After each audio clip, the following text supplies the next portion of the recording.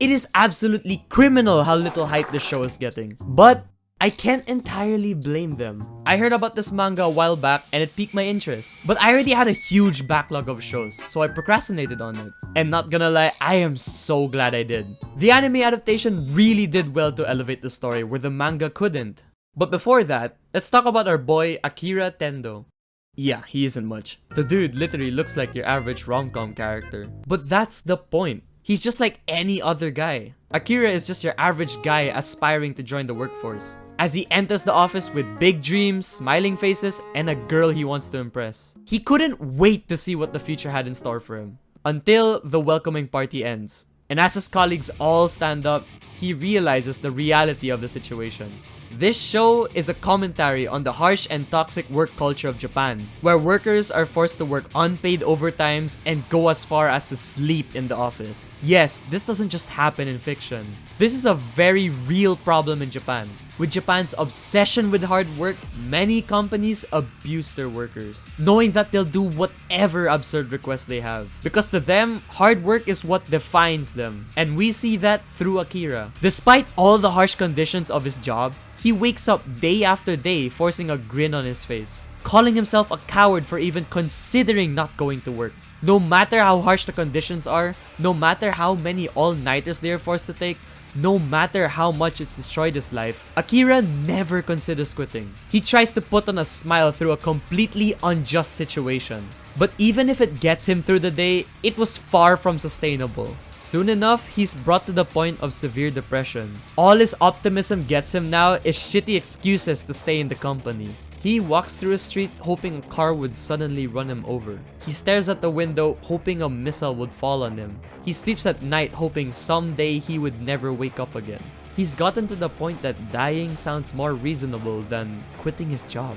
And now, he is just a slave to his job, a mere husk of what he used to be.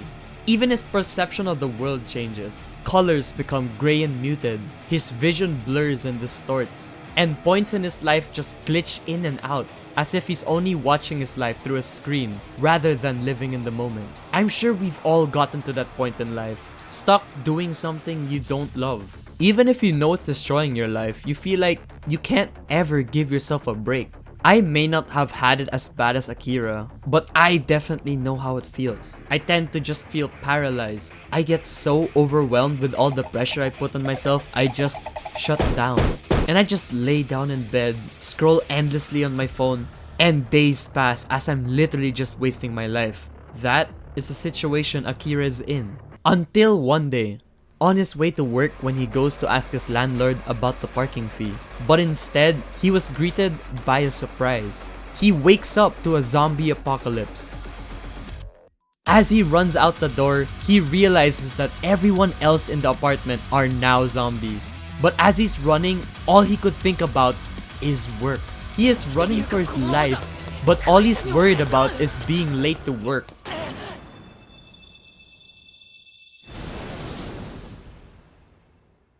And that's where it hits him. He doesn't have to go to work anymore. No longer should he have to slave away at a company that doesn't treat him well.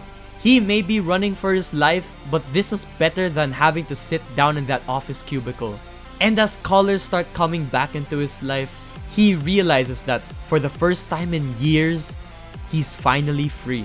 I can go on and on about how amazing this scene is. I'm sure you already noticed the multicolored blood on the zombies, representing the start of colors being back in his life. But what really caught my attention was, when he was running on the rooftop, petals start flying in the wind, symbolizing the joy he feels at the moment, like running through a field of flowers. But the next scene reveals that those weren't petals, but embers from the jet engine of a crashing plane. It's such a great way to show the way he sees the world as it's crumbling down around him. Hell, he even breaks out from the black bars that have been following him throughout the episode. Call this a stretch, but you could see the aspect ratio as a representation of how much his job made him feel contained or trapped in a small box. And once it's broken, he finally remembers how beautiful life is. Skies are finally blue. The distortion no longer blurs his vision.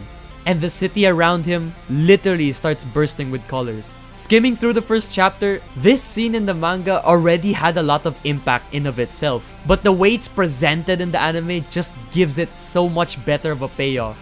And now that he's finally free, all he wants to do now are things he thought he'd never have the chance to do.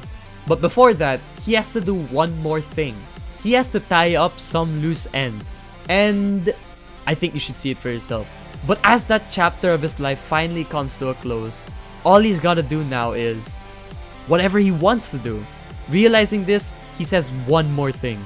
We could die today, or we could die 60 years from now.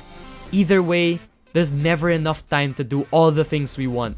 So, he writes a bucket list of 100 things he wants to do before becoming a zombie. This message stuck with me. If we go back to the start of the show, blood is splattered on the wall with graffiti saying, "Memento Mori." It's a phrase that means, remember death. And despite how depressing that sounds, it's supposed to be motivational. We are all inevitably going to die, so we have to do all we can to live it. We need to stop counting our days and make each day count. And after the episode finished, I was motivated. So I got out of bed, washed my face, showered, and sat down on my PC to write the script. Listen, if I had a choice, I wouldn't, okay? There's a typhoon going on right now. But this is a lesson I'll carry with me for as long as I'm alive. For now, I decided I should start by writing my own bucket list. And you guys can help with that, because the first one on my list clearly says here, reach 10,000 subscribers. If you guys subscribe, I'll be one step closer from avoiding an office job. So come on, don't let me suffer like Akira here. Click the bell too while you're at it.